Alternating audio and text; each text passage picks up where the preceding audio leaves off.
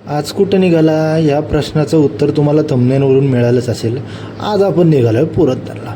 तर पुरंदरला जाता जाता जरा मोरया मिसळ खावी म्हणतो. मोरया मिसळ खायला घेतली आणि मी मिसळ एन्जॉय करतो. ते काय काय बघणार आहे ते तुम्ही बघा. मित्रांनो, पुरंदरला खूप मजा आली, खूप फिरायला मिळालं, खूप बघायला मिळालं. मोराचा आवाजसुद्धा खूप जास्त ऐकायला मिळाला. तो सुद्धा मी व्हिडिओत तुम्हाला ऐकवणारच आहे. आणि मिलिटरीच्या ताब्यात गड असल्यामुळं गडावर थोडे रेस्ट्रिक्शन्स आणि एंट्री करताना तुम्हाला ID कंपल्सरी आहे. तर ID घेऊन जायला विसरू नका.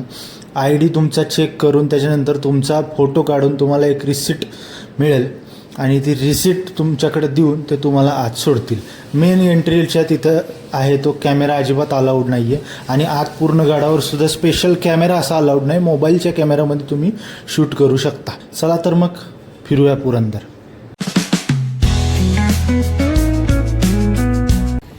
पुण्यापासून पुरंदर 37 किलोमीटर आहे. पुण्यापासून यायला 2-3 मार्ग असू शकतात.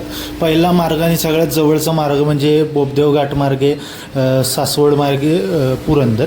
सासवडच्या पुढं आल्यावर डाव्या बाजूला एक 7 किलोमीटरपासून तुम्हाला डाव्या बाजूला वळायला रस्ता दिसेल. त्या रस्त्याने पुढं तुम्ही येऊ शकता की डायरेक्ट तुम्हाला तिथं पुरंदरच्या वरपर्यंत गाडी जाते. दुसरा मार्ग म्हणजे नसरापूर खेडशिवापूर मार्गे तुम्ही येऊ शकता. त्या मार्गे आलात का तर कापूरवळपासून तुम्हाला डावीकडे वळावं लागेल. तिथून पुढं गेलात की केतकावळी बालाजी दिवेघाट नारायणपूर क्रॉस केल्यानंतर पेट्रोल पंपापासून उजव्या बाजूला आतमध्ये रस्ता आहे. आणि तिसरा मार्ग म्हणजे हडपसर सासवड मार्गे येऊ शकतात. तिथं पण तुम्हाला सेमच सासवडच्या पुढं आल्यावर डावीकडे वळायला रस्ता दिसेल. तर असं पुणे मार्गे जायला तर असा काही रूट तुम्हाला घ्यावा लागतो. मेन रस्त्यापासून वळल्यावर तुम्हाला असे काही व्ह्यूज दिसायला सुरू होतात. हे पुरंदरच्या पायथ्याचं गाव आहे. तिथून काही असे व्ह्यू दिसतात. आजूबाजूला पूर्ण हिरवं आहे. जसं तुम्ही बघू शकता कलर ग्रेडिंग करावं असं हिरवं तुम्हाला दिसेल. आणि टिपिकल जसं एक गावाकडचं वातावरण तसंच वातावरण इथं काहीसं बघायला मिळतं. 3 टप्प्यांमध्ये मी थांबून व्ह्यूज काढले. हे पूर्ण पायथ्याची, त्याच्यानंतर घाटाच्या मध्यापर्यंत पोचल्यावर आणि घाटाच्या पूर्ण टॉपपर्यंत पोचल्यानंतर. आता तुम्ही हे घाटाच्या मध्यापर्यंत पोचल्यानंतर कसा व्ह्यू होता ते बघू शकता. जसं वर जाईल तसं धुकं वाढत होतं आणि विजिबिलिटी अर्थातच थोडी थोडी कमी होत होती. तर हे पूर्ण घाटाच्या टॉपला गडाच्या पूर्ण अलीकडं पोचल्यापर्यंत हा व्ह्यू असा काही दिसायला सुरुवात झाली आणि पूर्णच धुक्यामध्ये सगळं हरवलेलं आपल्याला दिसतं. तर मी फायनली वर पोचलो. आता जरा गड फिरायला सुरू करूया. चेकिंग वगैरे झालं.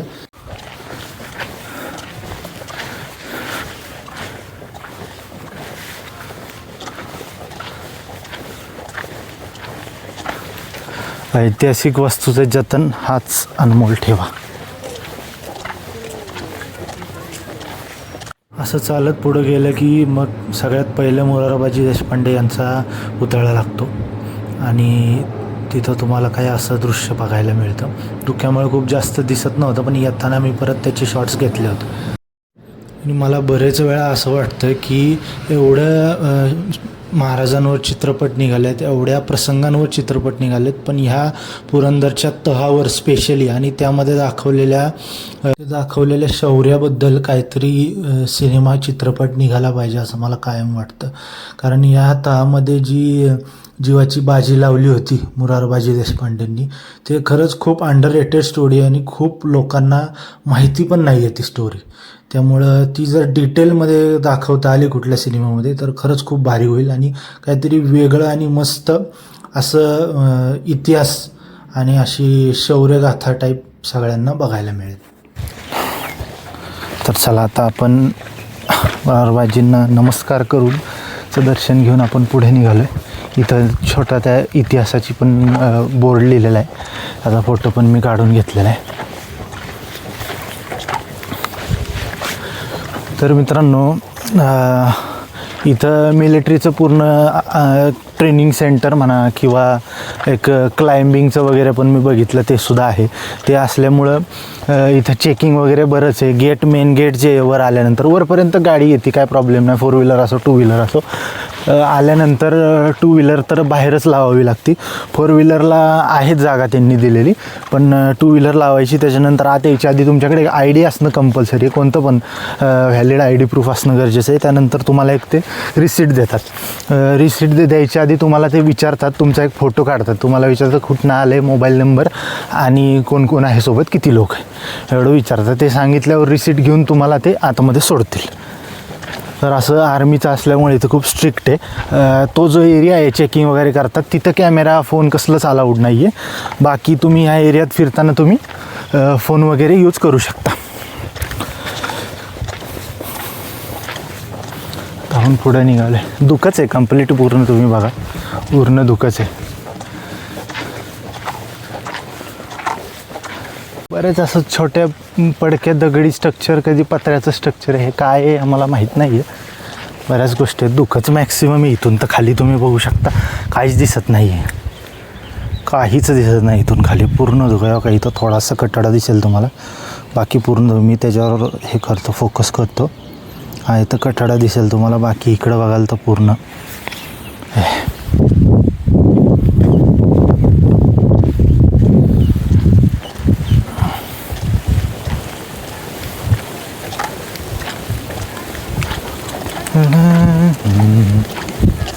इथं आर्मीच्याच अजून काय काय गोष्टी आहेत.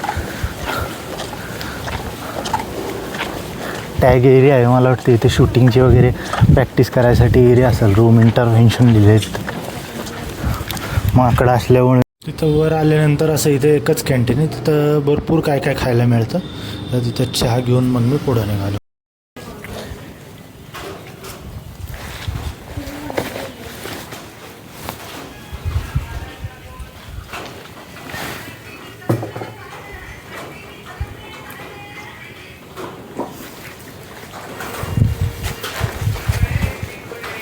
किल्ले पुरंदर असं लिहिलेलं इथं स्पॉट आहे. इथं थोडंसं फोटो काढायला वगैरे जागा आहे, इथून यायला जागा आहे समोरून. ठिकठिकाणी आर्मीचे पोस्ट असे आहेतच. किल्ले पुरंदर. चला आता पुढं निघू. मिलिटरीचा ट्रक पण आला इथं. मित्रांनो इथून पण वर जायला रस्ता आहे, पण इथून जायचं असेल तर फोन जमा करायला लागतो. वर मंदिर आहे, बहुतेक संभाजी महाराजांचा भव्य दिव्य असा मूर्ती पण वरच आहे बहुतेक. काही इथं आहे मला आठवत नाही, मी बघितलं आहे. ठीक आहे, तिकडं जायच्या आधी तर पुढं गेल्यावर म्युझियम आहे. म्युझियम कोणतं आहे ते बघू आपण. थोडासा इतिहास मी वाचून आलो होतो, एक्झॅक्ट नाही माहिती, पण 1646ला किल्ला महाराजांनी ताब्यात घेतला आणि सगळ्यांना 1667 बहुतेक त्याचा तह माहिती आहे सर्वांना. 1665चा सॉरी तह मिर्झा राजे जयसिंगसोबत झालेला. तर 23 किल्ले देऊन टाकले होते, म्हणजे द्यायला भागच पाडलं होतं त्यांनी. आणि त्यानंतर मग आग्र्याला पण त्या तहामुळंच आग्र्याला जावं लागलं होतं.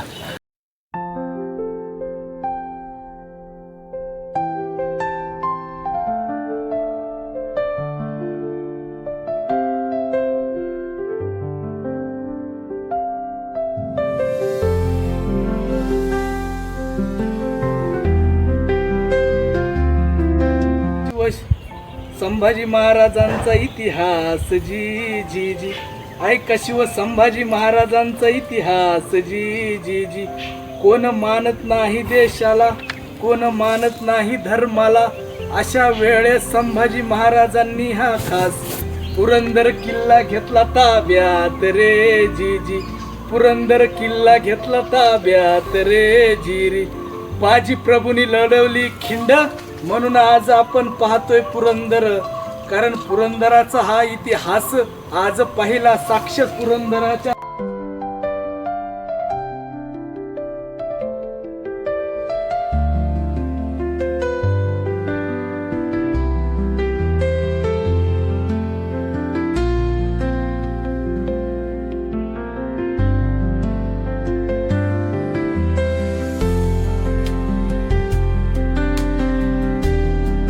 जाताना इथं मोठा पद्मावती टँक नाव आहे याचं.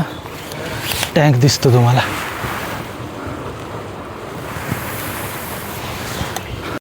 इथून पुढं वर गेल्यानंतर छत्रपती संभाजी महाराज यांचं म्युझियम आहे वर. त्यांच्या रिलेटेड सगळ्या गोष्टी, पोर्ट्रेट्स, त्यानंतर सगळे मावळे, मुख्य मावळ्यांची नावं वगैरे सगळं तिथं लिहिलेलं आहे. तर फक्त म्युझियम चं मी एक सेपरेट व्हिडिओ टाकणार आहे, त्यामुळं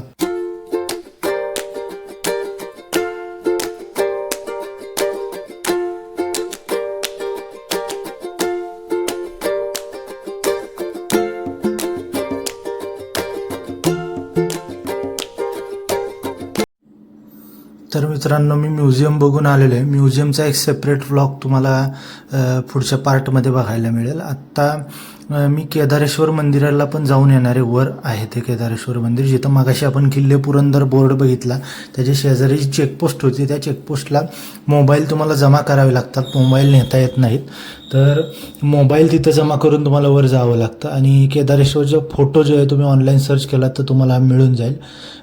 मी पण इथं फोटो टाकून देतो. तर त्याच्यानंतर पुढं आपण मंदिरला गेलो, पुरंदरेश्वर मंदिरला. त्या मंदिर पण कसं आहे, अगदी सुंदर मंदिर आहे, ते पण तुम्ही बघा. त्यांना सुद्धा इथं बसल्यावर फोन ठेवायला अलाउड नाही. जिथं फोन करायला वर शिवमंदिरला जायच्या आधी फोन जमा करायची जागा होती, तिथं त्यांना विचारलं, ते म्हणले की आम्हाला सुद्धा फोन ठेवायला अलाउड नाही. आणि इथं मिलिटरीचं नक्की काय काय आहे इथं, म्हणजे एक्झाम्स होतात का ट्रेनिंग्स वगैरे होतात, तर ते मी त्यांना क्लिअरली विचारून घेतलं. तर ते बोलले की इथं आपलं ट्रेनिंग वगैरे पूर्ण सगळं जे ट्रेनिंग आहे ते इथं अवेलेबल आहे. म्हणजे जे पास होऊन नंतर येतात ट्रेनिंगला ते इथे. कारण मी येताना तुम्हाला पण दाखवलं होतं क्लिफ क्लाइम्बिंग वगैरे असं बरंच काही आहे. इथं कॅन्टीन मगाशी जिथं आपण चहा प्याला, इथनं डाव्या बाजूने आत केलं की परत एकदा एक शिवमंदिर आहे. पुढं पण एक शिवमंदिर आहे आणि वर पण एक शिवमंदिर आहे. 3 शिवमंदिर आहे. अजून असतील तर माहीत नाही, कारण रेस्ट्रिक्टेड एरियावर आहे. हा आपण एकदा जाऊन बघू शिवमंदिर कसं आहे ते. हे पण तसं भारीच वाटतं आहे शिवमंदिर. म्हणजे मला वाटलेलं हे बाहेरचं एवढंच आहे, एवढं आहे पूर्ण आत आहे.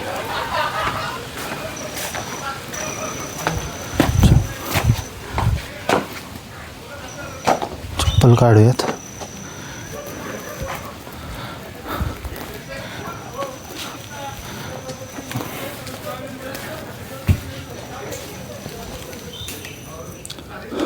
मारुतीचं मंदिर. वर जायचं, वर गेल्यावर असेल शिवमंदिर. मला तर खाली बसूनच जावं लागतंय. मस्त आहे शिवमंदिर. वर आल्यावर एकदमच वेगळ्या ठिकाणी आल्यासारखं वाटतंय. जबरदस्त.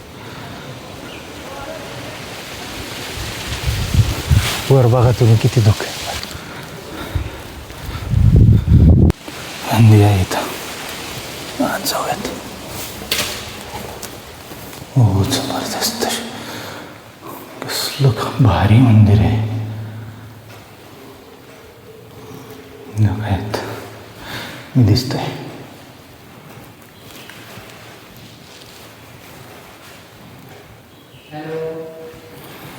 जबरदस्त आहे. चला दर्शन घेऊयात आपण. परत व्हिडिओ काढतो.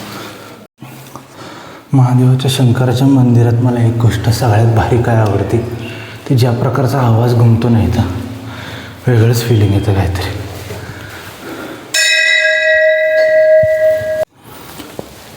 चला बाहेर पडूया तिथून.